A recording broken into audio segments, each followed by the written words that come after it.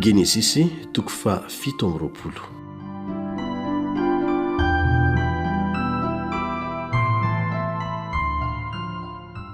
Ny fitaka nataon'i Jakoba hahazoany tso-dranon'ny rainy.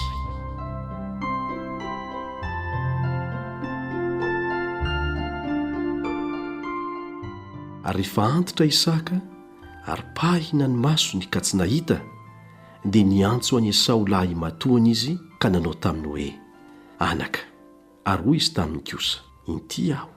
Ary hoy izy, Indro efa antitra aho, ka tsy fantatro izay andro hahafatesako.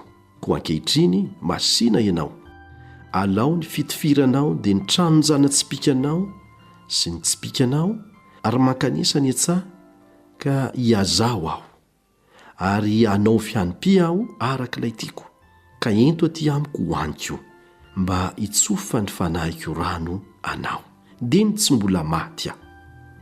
Ary Rebeka nandrian'i Isaka niteny tamin'ny Esao zanany lahy. Ary dia lasa nankany an-tsaha Esao nitady haza ho entiny. Ary Rebeka niteny tamin'i Jakoba zanany lahy ka nanao hoe Indro efa riko ny rainao niteny tamin'ny Esao rahalahinao nanao hoe hiazao aho ka hanao hanim-py hoaniko, dia tso-dranonao aho eo anatrehan'i Jehova, dia ny tsy mbola maty aho. Koa ankehitriny Anaka, arao ny teniko amin'izay asaiko ataonao. Mankanesa kely any amin'ny ondry amanosy ka analao zanak'osy roa tsara aho, dia ataoko hanim-py ho an'ny rainao arak'ilay tiany izany, ary dia hoentinao any amin'ny rainao hoaniny, mba hitsofan'ny rano anao, dia ny tsy mbola maty izy. Fa hoy Jakoba tamin'i Rebeka reniny, Indro Esao rahalahiko dia lehilahy voloina, fa izaho lehilahy malambo hoditra kosa. Ary angamba hitsaha hikaky, dia ho toy ny mpanandoka io masony aho, ka tonga ozona amiko fa tsy tso-drano. Ary hoy ny reniny taminy, aoka ho ahy ihany Anaka ny ozona ho anao, ary raha ihany ny teniko ka mandehana hitondray aho. Dia nandeha izy ka naka, ary nitondra tao amin'ny reniny, ary ny reniny kosa dia nanao hanim-py arak'ilay tiany ny rainy.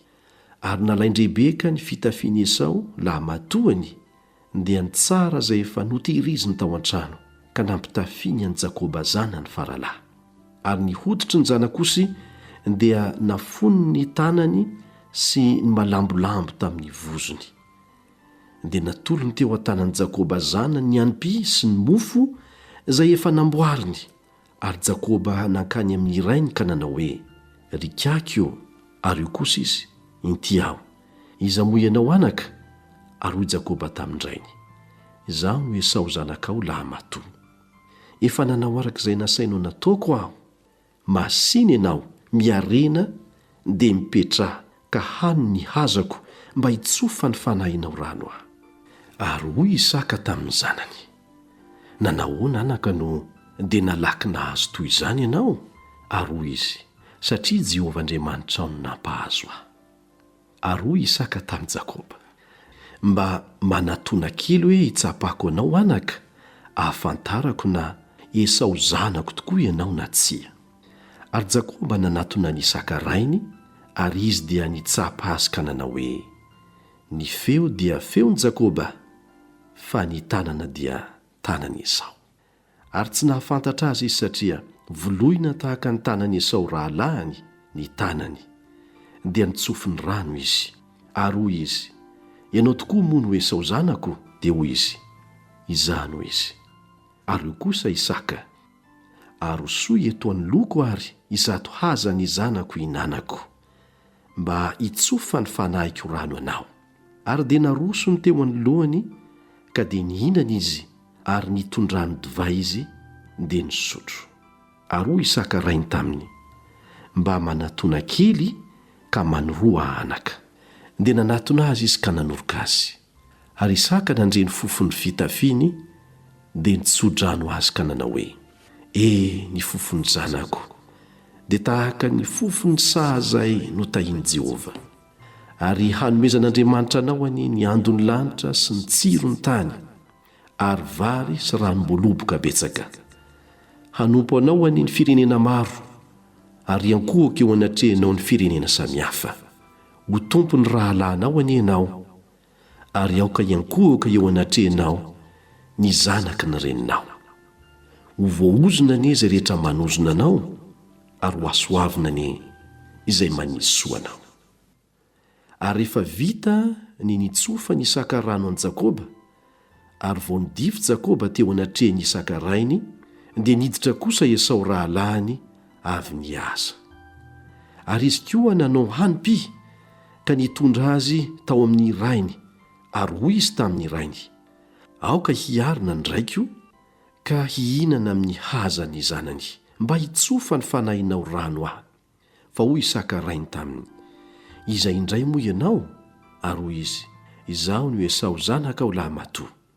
Ary torakovitra indrindra Isaka ka nanao hoe, iza ary ilay nahakahaza ka nitondra teto amiko ary efa nihinanako izany rehetra izany, fony tsy mbola tonga ianao ka efa nitsofoko rano izy, eny ho tahina tokoa izy. Raha voareny Esao ny tenin'ny rainy dia nitaraina mafy dia mafy izy ka nanao taminy hoe, mba tsofo rano re aho dia izaho akory kaky eo. Ary hoy rainy, tonga ny rahalahinao nanandoka ka nahalasa ny tso-dranonao. Dia hoy Esao, moa tsy mandia va ny anarany hoe Jakoba? Fa efa namingy anahy Indro izao, ny fizikoiko efa nalainy, ary indro ankehitriny lasany koa ny tso-dranoko. Ary hoy koa izy, tsy mba nitahiry tso-drano hava ianao? Dia namaly Isaka ka nanao tamin'ny Esao hoe, indro efa nataoko tomponao izy, ary ny rahalahiny rehetra nomeko mpanompony, ary vary sy ranom-bolopoka no namelomako azy. Ko inona indray no ataoko aminao anaka? Ary hoy Esao tamin'ny rainy, tso-drano iray ihany va no anao ry kaky? Mba tsofo rano re aho dia izaho akory kaky eo. Ary Esao dia nanandratra ny feno ka nitomany. Dia namaly Isaka rainy ka nanao taminy hoe, indro tsy ho amin'ny tsiron'ny tany no fonenanao, ary tsy ho amin'ny andon'ny lanitra avy any ambony, fa ny sabatrao no hivelomanao ary ny rahalahinao no hontompoinao. Kanefa raha mby amin'izay andro hahafahanao dia ho tapahinao ny ziogany ho afaka mivozonao.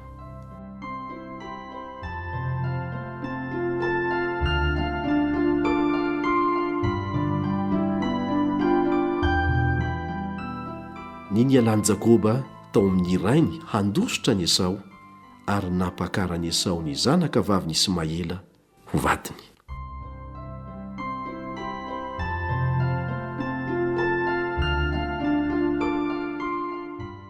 Ary Esao nanao folentika tamin'i Jakoba noho ny tso-drano izay nataon-drainy taminy. Dia hoy Esao anakapo, efa antomotra ny andro isaonana ny kaky dia hamono an Jakoba rahalahiko aho. Ary nisy nanambara tamin'i Rebeka izany teny ny Esao zanany lahimatoany izany, dia naniraka napaka ny Jakoba zanany faralahy izy ka nanao taminy hoe, indro Esao rahalahinao mikasa hamaly ny nataonao ka hamono anao.